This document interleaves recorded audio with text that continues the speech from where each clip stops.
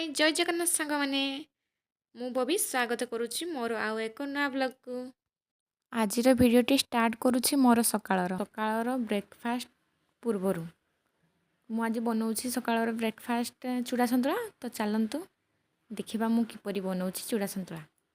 तापे ये मुझे पियाज कंचा लंका भुसुंगा पत्र आ टमाटो सबको छोट छोट काटि तापर कड़ाई में पकईदेली सरिष तेल गरम है पकईदेली गोटा सरिष फुटीगला काटी पियाज लंका भुसुंगा पत्र को पकईदेली आउ गोल्डन ब्राउन है पर्यंत भाजीनेली।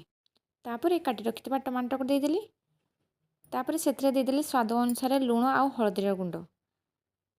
तापर से मुझे किसी चिनाबादाम टमाटो आउ चिनाबादाम जल्दी सीझापी 2 मिनट घोड़े नेले। वर्षा जो आम घर पछाड़े बनिया हो गला। वर्षा तो आ जमा छाड़ू ना घोड़णी खोली देखा टमाटो चिनाबादाम सीझी कि नहीं। सब भल भाव सीझी जाइए। एबे आम से पकईदेवा चूड़ा के गलई दे से पकईदेली गुड़। चूड़ा को गुड़ सहित भल भाव गलई 2 मिनिट पर्यंत घोड़े नेली। रेडी हो गला चूड़ा सन्तुला।